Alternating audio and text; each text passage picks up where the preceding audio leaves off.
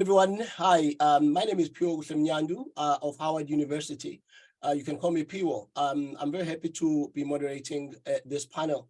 Before we go any further, I would like everyone to please note that this session is being recorded.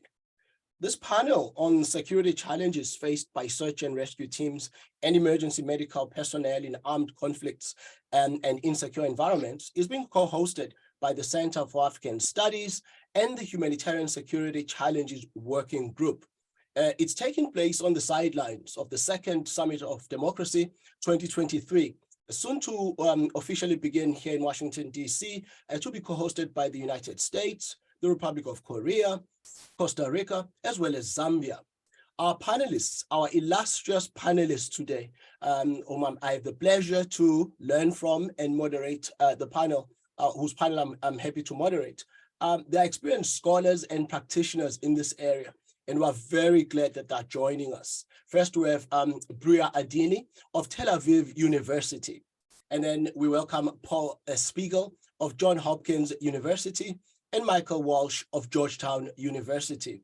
With those covering comments out of the way, I would like to kick off this conversation by kind of getting a lay of the land, if I may, because for the purposes of education, some who may not be familiar with the specialized terminology often used in this area, perhaps we can begin with these simple questions to help folks get up to speed.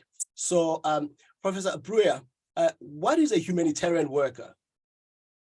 Well, a humanitarian worker can be any individual or actually an entity, organization, governmental or non-governmental body that provides vital services for populations that have unique needs following any type of adversity. It can be man-made, it can be caused by a natural occurrence and so on, that leads to situations in which they cannot by themselves get the access or provide for their own needs. And one of the special elements is that it has to be done without any expectation of reimbursement or compensation of any kind.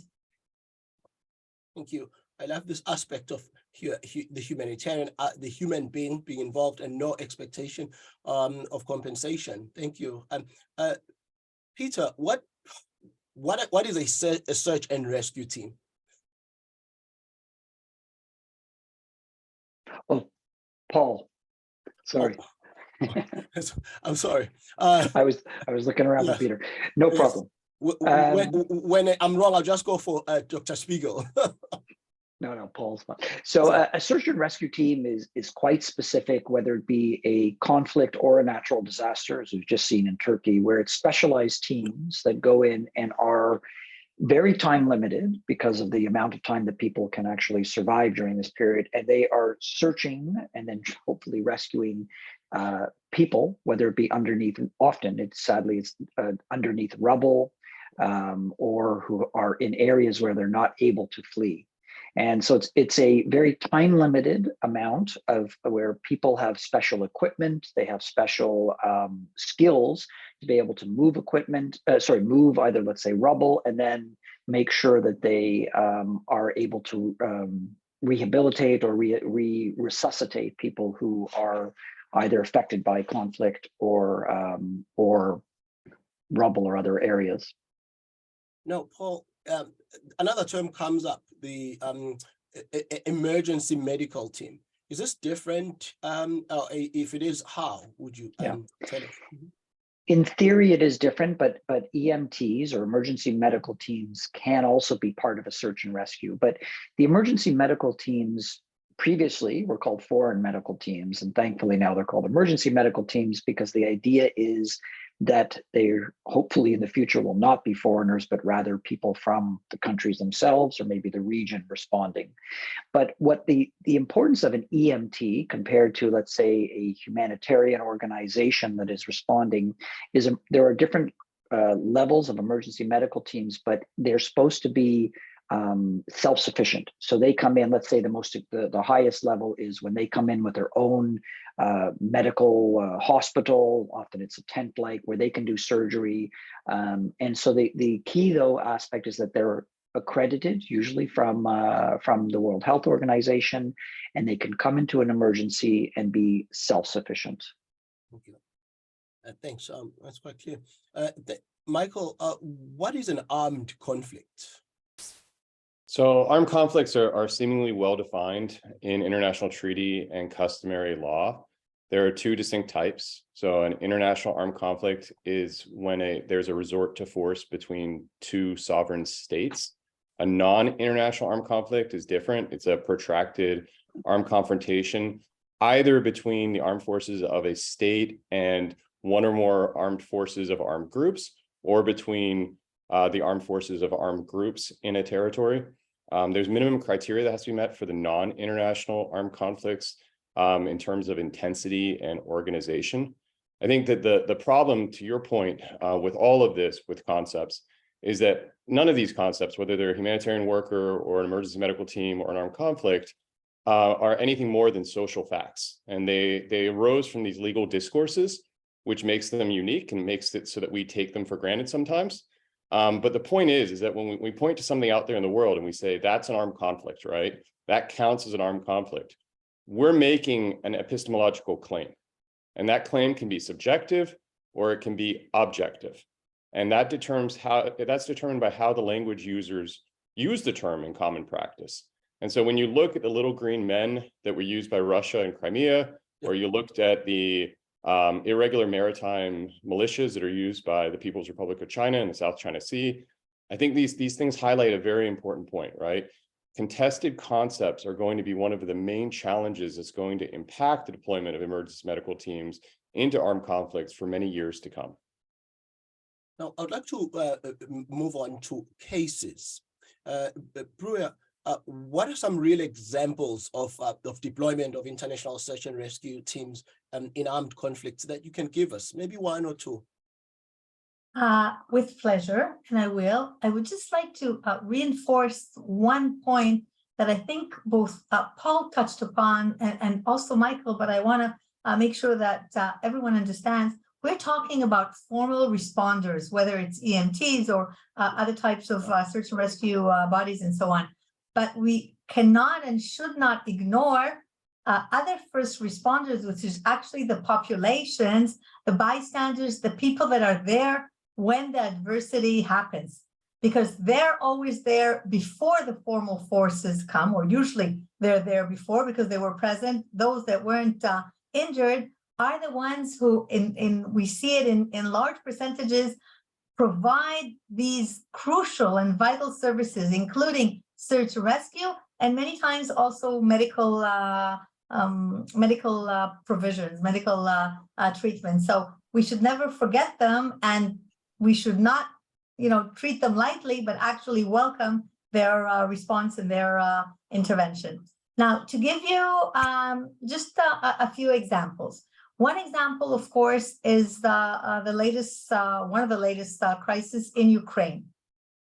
An EMT team was deployed to Ukraine during the fighting, and they were in areas that needed assistance, both because of the war itself, of the attacks of Russia on different cities in Ukraine, and also because that type of fighting and the hostilities not only cause injuries for people, civilians, and not only military, but they also destroy the regular medical services.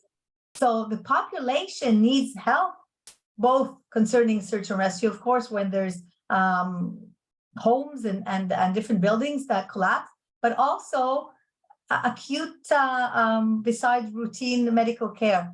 And so Ukraine was one good example where all the considerations that have to be taken into account when you want to deploy to help a population had to be taken into consideration in the decision when to deploy, for how long to deploy, where to deploy, what are the services, the medical services that you need to take with you, and so on. I want to give another example, which is not per se an armed conflict. This was the last deployment, for example, for Turkey.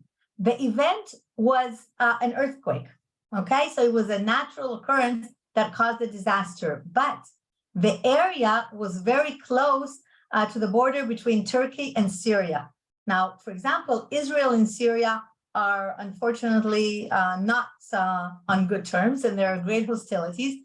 And when the medical services were deployed and the EMTs were deployed, we had to take into consideration that they may be actually facing those types of dangers or risks that we know can be met when it's a conflict zone. So sometimes you can see that those two elements work together. And again, all the same considerations have to be accounted for when you decide to deploy. Thank you very much, Bruria. I love this, your perspective that takes into cognizance that there's this institutional approach that many people, all of you here who are experts in and are practitioners in, and there's also this organic approach of people just who get found there by the disaster and they must help. And it will be interesting, if I may follow up, Bruria, how many of these people contribute later on to being victims themselves? Like they come in, so a building falls and people rush to help, and then the number rises dramatically because the people who came to help have fallen victims maybe to an aftershock. Can you say something about this? You know, as we're academicians here, we lean on the data. What we've learned from the data, that between 50 to 90% of the people who are actually saved in an area of a disaster are saved by those non-official first responders. So the numbers that are, have secondary injuries and so on because they're in the area, of course it can happen because we know they're aftershock, especially when we're talking about conflict areas or even natural disasters and so on.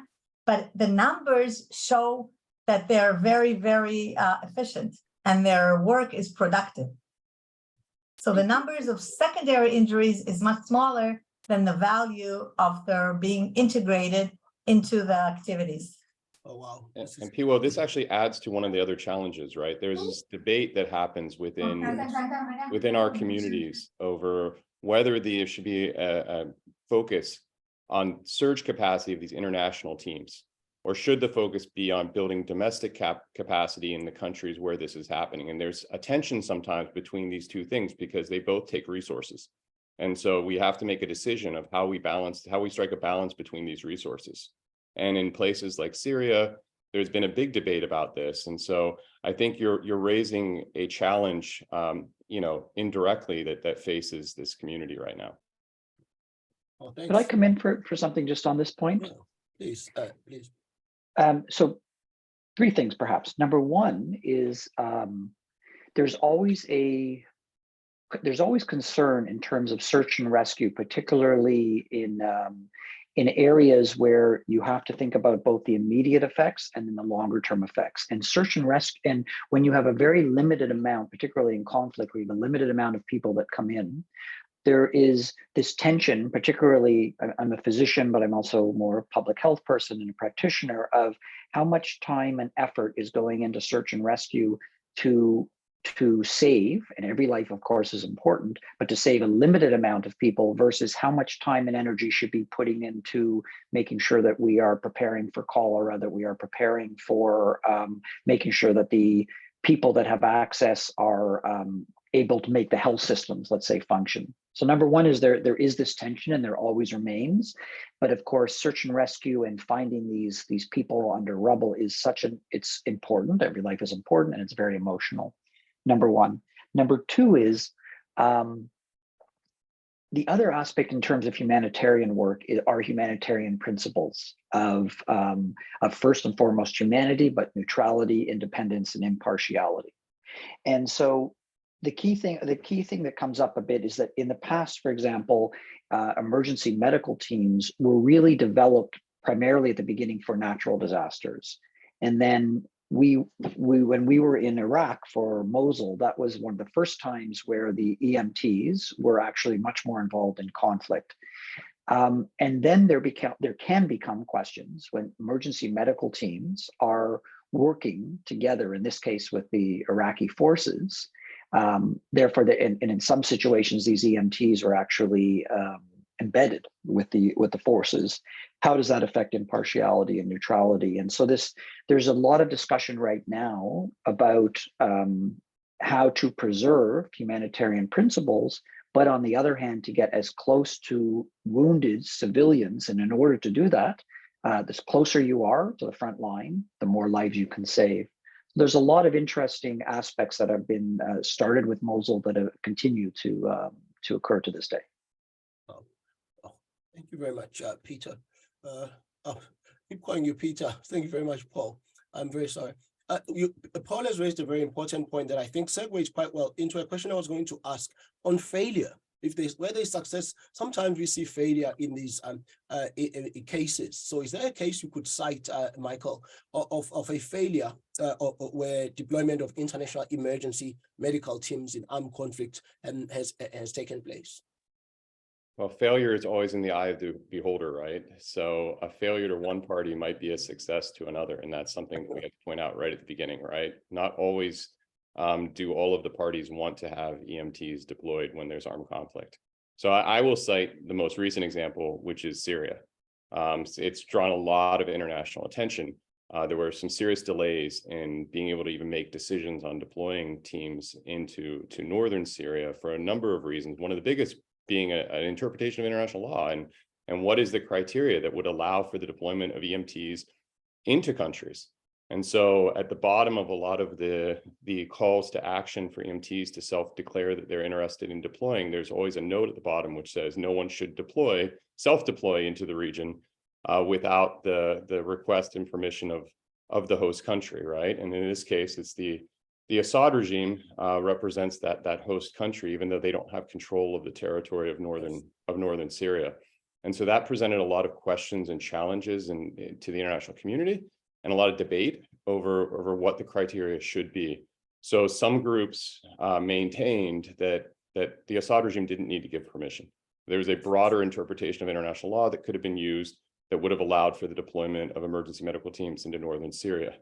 Others maintain that there's only a binding resolution of the UN Security Council or the permission and request of the sovereign authority, which is the high contracting party, was required in order to be able to deploy people in. So there's this big debate over what is the criteria for having access to a place in the world. And so those debates that happened and other debates that happened, there are a lot of access challenges to getting into northwestern Syria.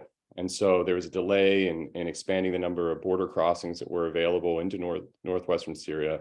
And in the end, most of the focus was on domestic teams providing support in northwestern Syria. And it gets back to the point that Bruria made about how important it is to have these domestic teams.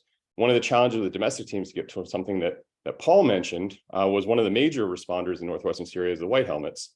And the White Helmets have taken a unique perspective on those principles that we talked about. So neutrality is one where they when this came out in an event earlier this week, they very clearly feel that they have a need because they're being targeted by the regime not to maintain neutrality, and they call out human rights abuses.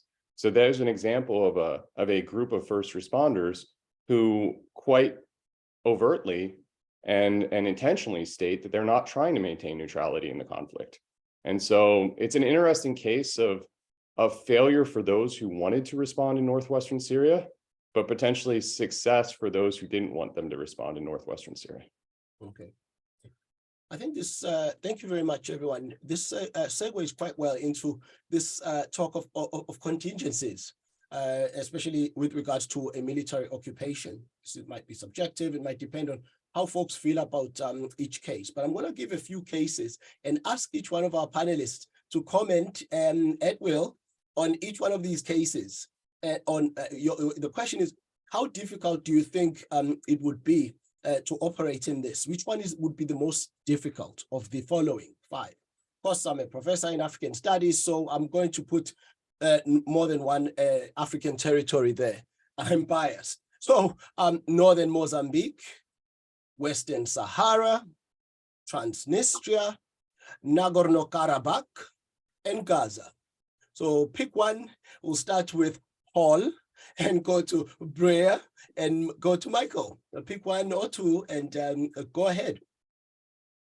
Wow, well, they're all difficult, I would say. So it is, but let's say Gaza, for example, how to work, and if we are talking about humanitarian organizations, and I do want to differentiate between, let's say, humanitarian NGOs, non-governmental organizations, and then emergency medical teams. There is a clear distinction, but there are a bunch of things that come up. Number one is that when the US or other countries declare some of them to be terrorist organizations, already there's a huge limit, because these whether they be emergency medical teams or whether they be NGOs, they may be under US or European law criminalized if they are responding. And so we've seen this already of having dramatic repercussions, because it's unclear if they will be persecuted or prosecuted, both, but prosecuted, and therefore it is having a negative effect in terms of the response, number one.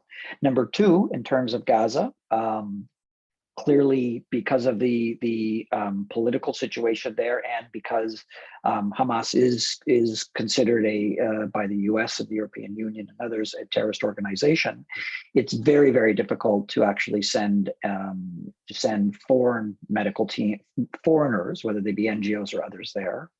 And then finally, there is, in these situations, but in many that you mentioned, the key aspect is humanitarian space. And is there sufficient humanitarian space for workers to be able to actually respond?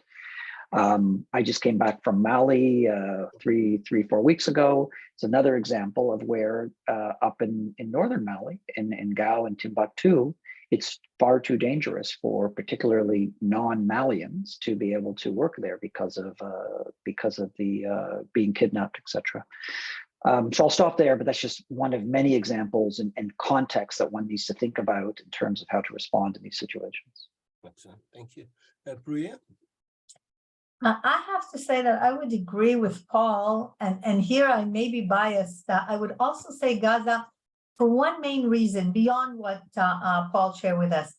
One of the big problems and challenges for humanitarian work within Gaza is that in many situations, the Hamas forces work from within hospitals, within schools, areas that are clearly should be, perceived as the main station for providing vital help and vital action. So it puts you as a humanitarian worker in a problematic position. First of all, because the humanitarian workers themselves, when they try to operate there, are actually exposed to dangers. And we know that the security and the safety of the humanitarian workers is, one of the highest concern of any organization that deploy their workers. So how do you maintain their safety? How do you provide these vital services to the population? The civilian populations, of course, needs help, needs dire help throughout. And this is an ongoing conflict for many, many years. And, there are peaks, but even when there are peaks, the ongoing situation when they don't have, for example, electricity 24 hours a day, which is something that all of us look upon as not even something to think about, because we usually have it at our disposal and so on. So unless you're South African, Bruria. Same thing, but if there are some places, for example, if you told me, Sudan or South Sudan, the Republic of Congo, and so on, there are places in Africa which you can find very similar risks, which for me, that makes it so much harder and so much more challenging for the humanitarian space to actually materialize all those actions that we want to implement. And when you have beyond the conflict, also this disparity between what you want to achieve as a humanitarian worker and the ability to actually function, I agree with what Paul said before. can you maintain neutrality? Can you maintain impartiality and so on? When you want to do what you believe in, but the situation is really complicated. Yeah. Thank you. You answered another question of mine, because I was going to ask if you are concerned about any specific contingencies in Africa, and you already mentioned some of these few places. Is there one that you'd like to mention again? If I could go, for example, one of the areas that I would love to work in would be Yemen. Okay, again, this is an ongoing conflict. The population there has suffered so much. Or other places, for example, now it's resolved, thank goodness, the hostilities in Tigray. For me, as part of the humanitarian realm, it was really hard to see what is happening at the same time, simultaneously, in Ukraine and in Ethiopia, in Tigray. Horrific things happened in both places, but one received a lot of attention, a lot of help. The other, not so much. And I think all of us are responsible in part of trying to raise awareness and raise the understanding why we help more in one place and we don't help enough in another place and so on. And I think it's part of our responsibility as humanitarian workers or even as academic personnel to try to, it's not that I believe that there is, a full equity everywhere in the world. That's probably too naive, but somewhat better than what we're doing today, I think is a must. Okay, thank you. Michael, did you want to chime in and pick one? No, I mean, I could do the opposite, right? There's some on this list that are easier than others, right? So northern Mozambique has happened. There's been a deployment of EMT teams into northern Mozambique, despite the conflict that's happening there. When you look at Transnistria, to get to the point that Bruria was making, I think it's really important to point out the difference between deploying somewhere like Ukraine versus deploying somewhere like Syria. Ukraine had very clear lines of control between Russia and Ukraine's armed forces, and they changed over time. But when you have the very clear front line, or at least semi-clear front line, and you have areas of control, then the EMT teams, as long as they don't get to the front line, if there's a safety distance behind it, they can operate, and it's been shown in Ukraine that you can deploy EMTs into an international armed conflict, and they can be effective. And so I think if you're looking at the Transnistria contingency, it depends what type of contingency you're talking about. If you're talking about a scenario similar to Ukraine, that's a lot easier in many ways for EMT deployments than would be a scenario like Syria or like Gaza. Okay. Can I come in on a point? Yes, I think that is such an important issue that I wanted to, again, emphasize. And when we looked at Mosul and when you're dealing with ISIS or Daesh, so that was a situation where the EMTs and people working could rely on the Iraqi military, but they were not able to work on both sides because it was for the first time the ICRC, the International Committee of Red Cross, was not able to actually speak to both sides. But I really wanted to bring in a point that hasn't been discussed yet, and that has to do with coordination. So I was with WHO. I'm a practitioner and an academic, so I was in charge with WHO of the emergency refugee response for Ukraine, so outside of Ukraine proper.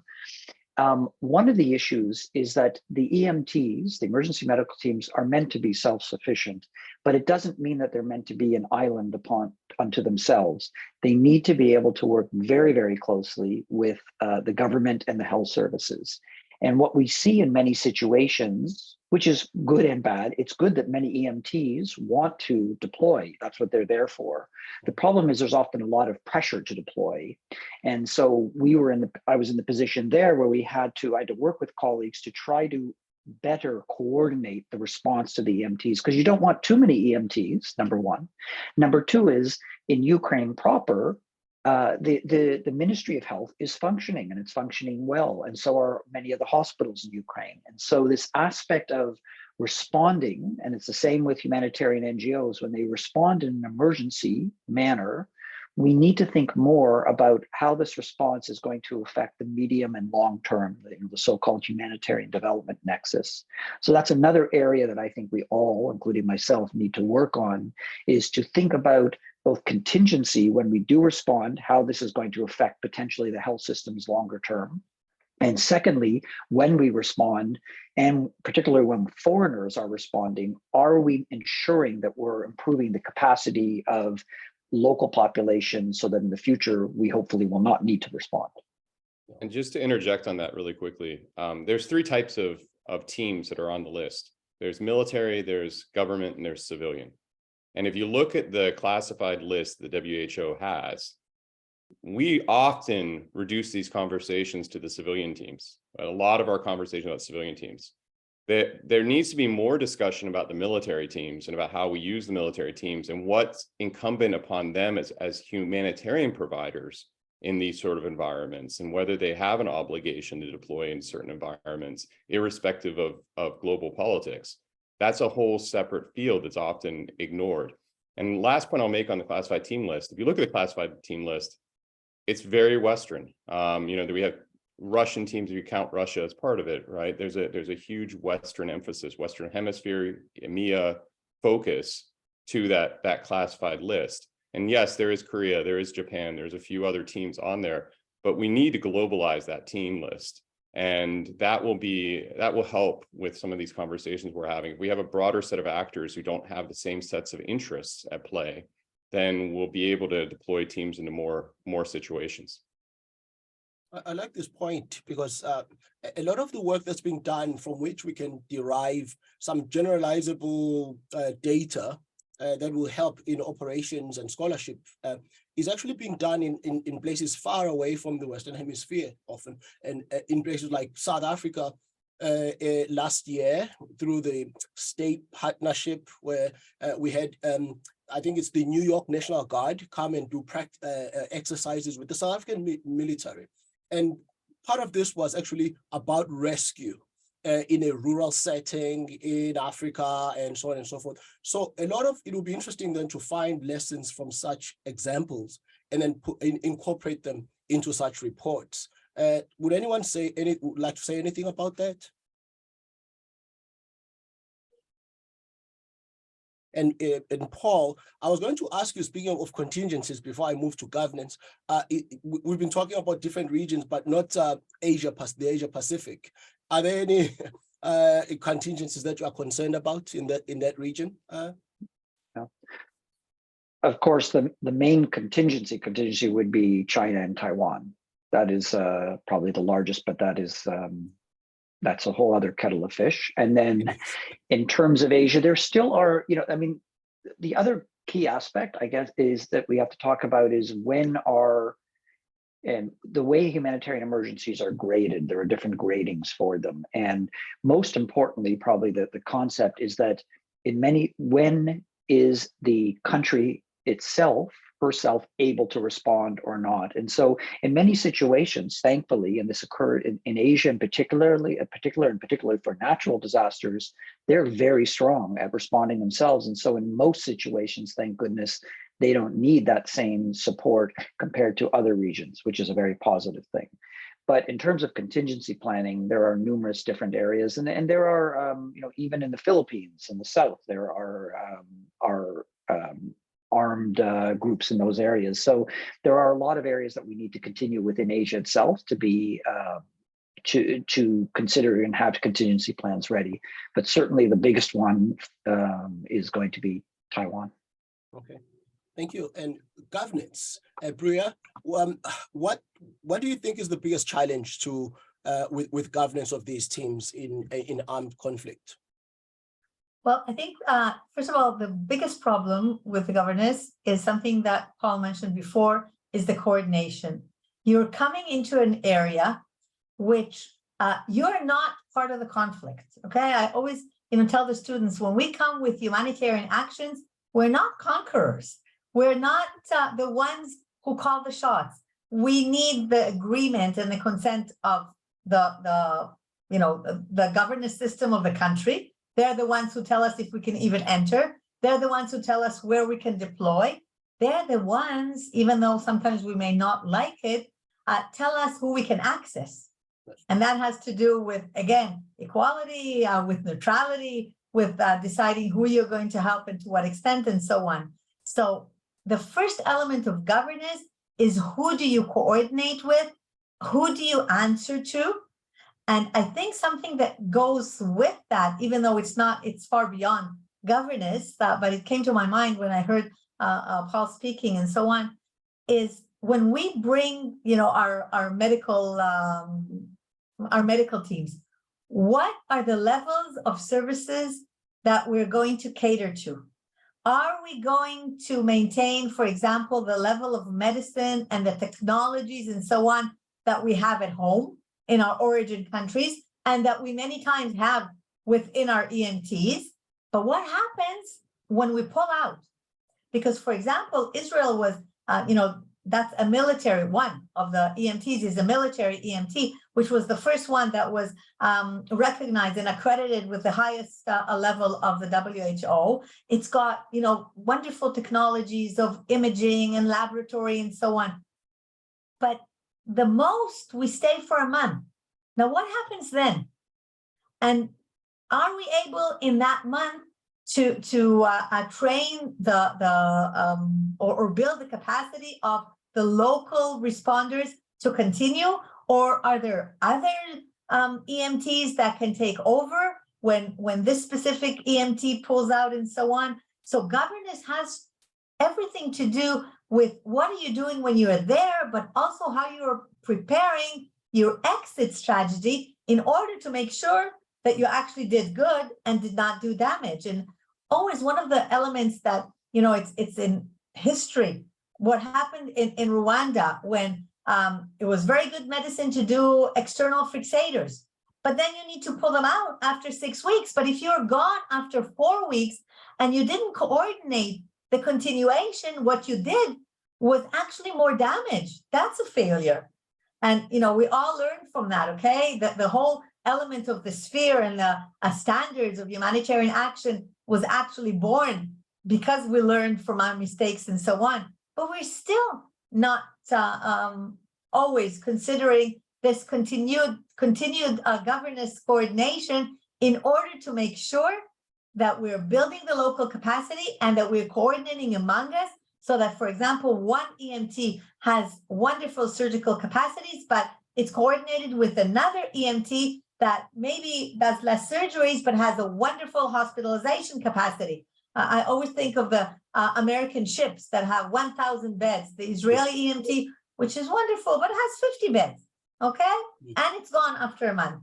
So if we don't do that from day one, when we come, we have to think of the exit strategy and start this coordination throughout our deployment. Only then can we actually ensure that we're productive and that we're doing good and that we're effective humanitarian workers. Well, thank you, Bruria. You've actually moved us ahead into this issue of capacity, right? And it would seem to me naturally that it goes without saying that there are capacity gaps, and maybe Michael or Paul or both, if you could speak about how these differ from one region to another, maybe with an example, and how these actually affect governance in situations of armed conflict or emergencies. I'm happy to go first. I mean, so part of this, it's reflected in the classified teams list that we see, right? There's certain countries that have more capacities than others to be able to respond to an all-hazard situation, both in their own country and in other countries. And when we talk specifically about emergency medical teams, we're talking about a window, which I think Bruria talked about earlier. It's a short window. You have to be able, you not only have to have the capacity to be able to respond, you have to have the capacity to respond somewhere else in the world quickly. And those capacities are not held equally around the world. As you can imagine, we see the disparities in healthcare. There's disparities in emergency medical teams capabilities around the world as well. And so one of the things that's happening, we have this emergency medical team initiative when we talk about governance, and it plays a key role, and it hasn't been mentioned yet. But there's a regional aspect to that as well. And so one of the objectives right now is to improve capacity building in some of the regions that have less capacities than others to be able to have these responses. And I think that manifestly, when you look at the list, it hasn't happened yet. We know that. But there is an initiative underway to try to make that happen over time. Whether that's moving quickly enough, I mean, I would defer to practitioners and politicians. But from an academic perspective, there is a stated objective or intent by the World Health Organization to try to reduce those inequities over time. Paul? Yeah, maybe following on that, agreed that has to be that a lot of this is going to relate to funding, and is there sufficient funding to be able to move this forward to the areas that need to be capacitated that often do not have that funding. So a lot of this will relate to donors. Another issue I'd like to bring up, I mean, we've talking about decolonialization of aid and assistance and response. But when you look at the history of the EMTs, as we said, originally they were foreign medical teams, but quickly we switched that nomenclature. So if we are going to ensure that local and then regional emergency medical teams are going to be responding, that would also help in terms of the let's say the reduction of the Western influence. And then finally, perhaps, I don't know if it's specifically for this particular topic, but one of the areas that I think is quite important is to recognize what is the EMT's remit. And as we've seen, they've been quite successful and they've done a lot of good work. But the question is, how do the EMTs, or how will this be growing in such a way? And they're very different from, let's say, the Médecins Sans Frontières, the Médecins du Monde, the IRCs that respond as humanitarian organizations. And the way of responding to what is classically the cluster approach, the health cluster, nutrition cluster, WASH cluster, compared to the EMTs, there needs to be, besides just coordination, we need to be able to figure out how they articulate better. And in particular, when the EMTs, as we were talking about, transition out, who are they transitioning out to, and how do they work better both with national NGOs, the government itself, when the government is not repressing the people, and then the various clusters. And I don't know if Bruria and Paul would agree with me, but I think when you look across the world and you're looking for gaps, right? The gaps I see are in sub-Saharan Africa and in the Pacific. And I think those two gaps, there is an effort underway in Senegal, there's one in Ethiopia. The fact that South Africa doesn't really have a key role to play in this is concerning, and it doesn't make a lot of sense to those who understand the status and the history of the healthcare sector in South Africa, of why South Africa isn't playing a bigger role. Those are areas where there could be a lot more emphasis, but to Paul's point, it's going to take funding. And it maybe also takes a restructuring of the EMTI initiative itself, so there's more of a regional focus, so that you deploy first within the region and then you look to the international. Right now, it's just a no man's land. And so that anyone can self-identify and start deploying. And so I think that if there really wants to be a structural mechanism to address this inequity, once the funding's there, once the teams are there, then you have to start thinking about what's the prioritization for where people deploy from. I think South Africa is indeed a very interesting case, because it's one country where there was certain capacity that we kind of assumed maybe at the turn of the millennium that was there, but then there was a diminishing capacity, so to speak. So are there any other examples, maybe Bruria, you could tell us about of a place where you see capacity and then you expect it, and then it diminishes and it affects the work? Well, first of all, I would say Haiti. I have to say that one stakeholder that we haven't talked about, and it's not that I don't agree that funding and donors are very, very instrumental and important, but I think the media is a stakeholder that has such a crucial role. And one of the problem is that, the media looks for rating, and the attention of the public and so on, and the interest wanes very, very quickly. And with that, when the coverage wanes, also the funding sort of diminishes and so on, or we have to work much harder in order to try to find these funders and so on. So something, and one of the examples that come to my mind, in a couple of months, I have to be on a tour of lectures in Canada. And when we were discussing the elements and so on, and I raised, for example, studies that we did in Ukraine, the reaction of the hosts were, Ukraine doesn't interest anymore. Mm-hmm. So, and it's still ongoing crisis there. There's something, and it's not this specific area, it's everywhere, because this is the way the world actually, operates and so on. So somehow we need to shift the way we build the attention. And this is why I come back, for example, for Haiti. Haiti has had everything: natural disasters, internal conflicts, man-made, crisis of different types and so on. And it goes back to the ability of the local administrations and the local governance systems and the way that NGOs or governments, other governments come in and help and so on.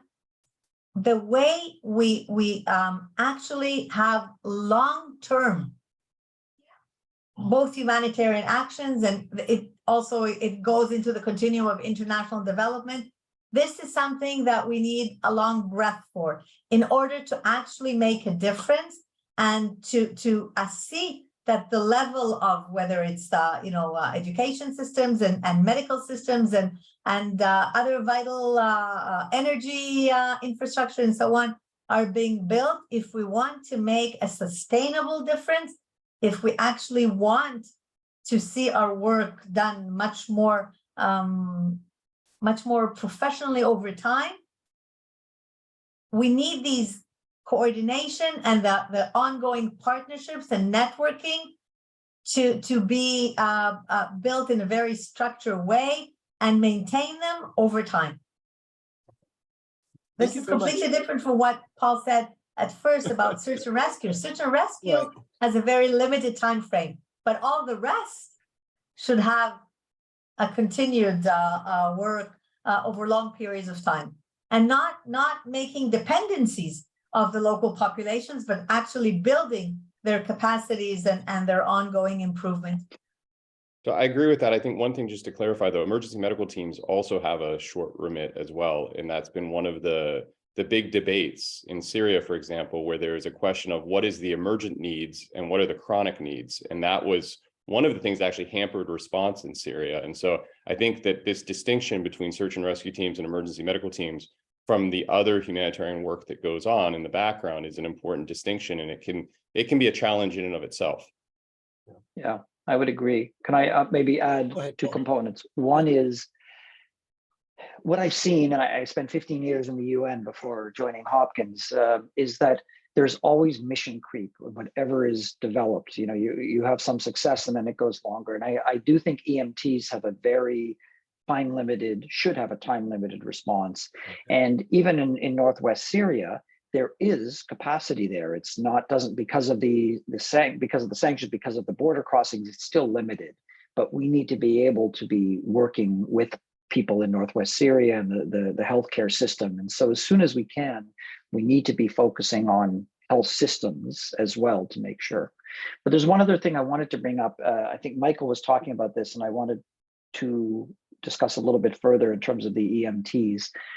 EMTs, as we said, was originally developed for natural disasters, and there was the Blue Book that was developed. And then after Mosul, we did a very large case study on what happened in Mosul, and we visited there. We then developed, some of us worked with WHO, develop a red book, which was meant to be more for conflict, because it was very clear that many of the people that were responding in Mosul did not know humanitarian principles and had not worked in conflict.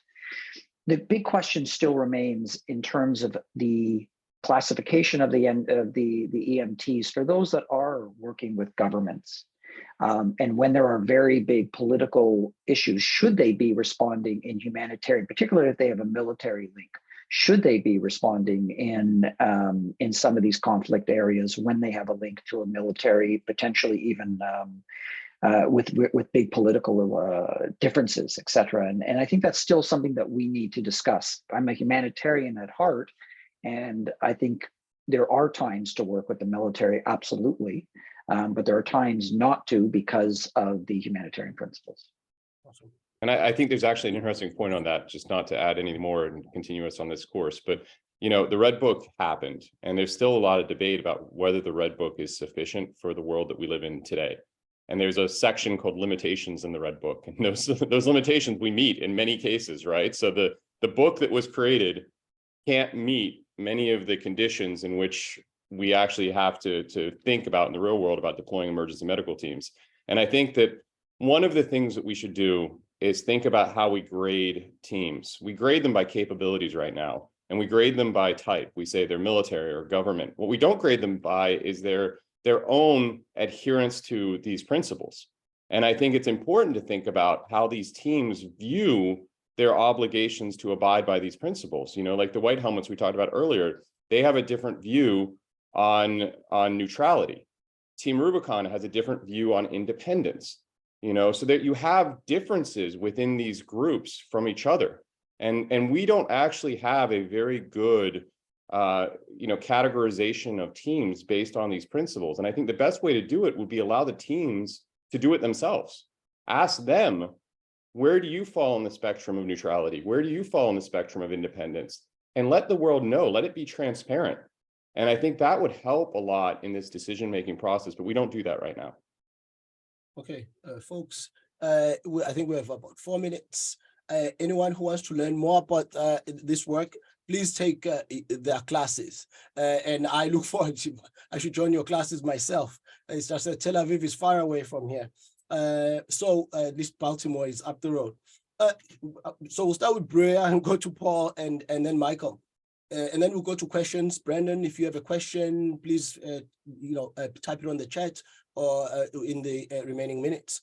So each of you, please tell us what are some what keeps you awake at night when you think about this work that you've dedicated a lot of years and research and hard work, if I may, into. So what keeps you awake at night? What are some potential problem areas or problem places that worry you vis-a-vis your humanitarian or security need?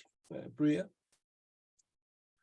I have to say that for me, what keeps me awake are always the questions of what did I not discover? Who did I not reach to provide the help?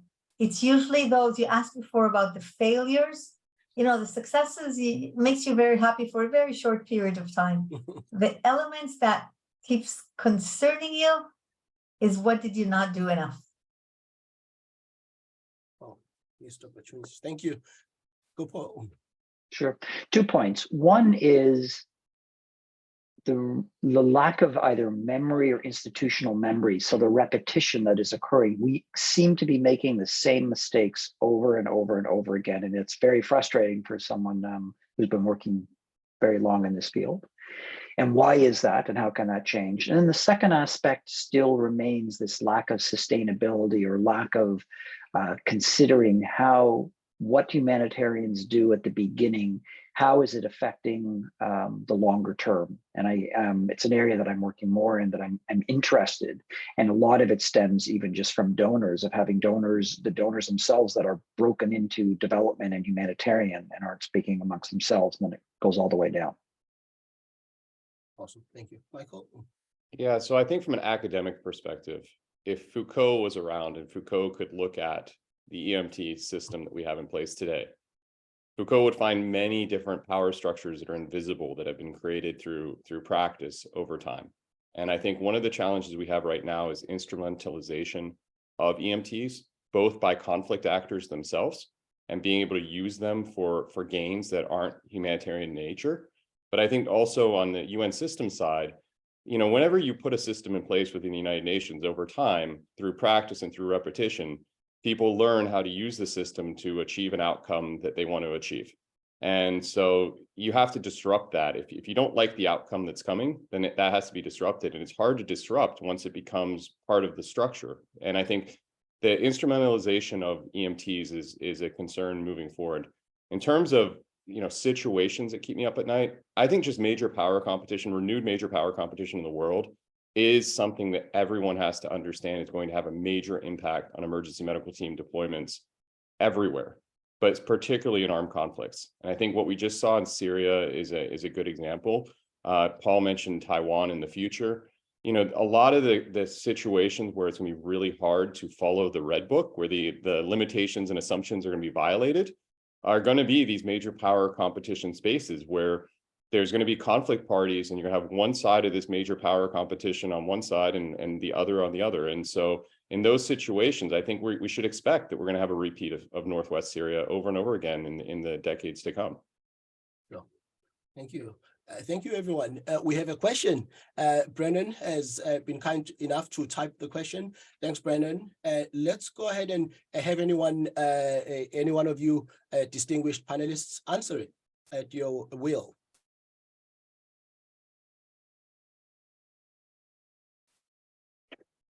I'll just mention briefly that as conflicts wind down, firstly, sadly, it's not often the case that they're winding down. They're becoming more and more protracted, and so it is more complex. But a lot of, I think, we need to think, this is what I was mentioning in terms about a transition from EMTs and humanitarian NGOs, because as something goes on longer, there needs to be the local health facilities, the local health systems need to be supported in such a way that they can address this. I mean, when you look at DRC and Eastern Congo or Somalia, it's been going on for decades and decades. And so yet we're still having humanitarians respond and often foreigners responding. And why after this period of time have we not been able to make sure that the local systems are able to function and address these areas? And to get back to what Paul and I had talked about with these timeframes, when you talk about search and rescue teams and emergency medical teams, there's no expectation in the short time frame that they're deploying that the conflict's going to wind down. They're there for a very short period of time. It's unreasonable to expect the conflict's going to wind down in that period of time. When we start talking about winding down, we're talking about the other humanitarian activities that are happening on the sidelines, and this chronic needs of the population. That distinction between what the search and rescue teams and emergency medical teams can reasonably respond to, those unmet needs, don't include the chronic needs. And that is actually a point of misunderstanding, I think, many times in the media, in civil society, everywhere. There isn't an understanding. And because this is so technical, I think it's very hard to expect there to be an understanding whenever something happens. And when that breaks down and those chronic unmet needs aren't met, people get frustrated and they blame the search and rescue response and they blame the emergency medical team response. But that's not what that response is actually intended to fix. But just to balance that, I think we've been seeing in the past, certainly in the past decade, that side by side with the action of the EMTs and the search and rescues, many NGOs come and from the beginning start to look after the psychosocial aspects of the populations and the different needs. And this continues for a long period of time, and then even expanded to the education and the social services and so on. So I think it's not that the transition is gradual. It's not first we just search and rescue and save the ones that are injured, and then after a long time we start with the other needs. They coincide, certainly in the past few years. Thank you. I think, folks, we've reached the end of our program here. I'd like to thank Bruria Adini of Tel Aviv University. I'd like to thank Paul Spiegel of Johns Hopkins. I'd like to thank Michael Walsh of Georgetown, and I'd like to thank Brandon Huxley, actually, for being here. Question was great. Thank you very much, Brandon, for being here. I've had a great discussion. It's been nice to learn a lot from everyone. And I like, most particularly, if I may take liberty to note this, the optimistic solutions that I found in this discussion. There is an aspirational aspect to the work we do, and it affects, in the final analysis, human lives. And so it's quite fortuitous that around democracy, we're talking about things that with practitioners like yourselves. Thank you very much, everyone. And we would like to thank you for a wonderful moderation and taking us through this discussion and journey. Wow, you're too nice. Thank you. Thank you. Thanks. Absolutely. Thanks, everyone. Bye, everyone.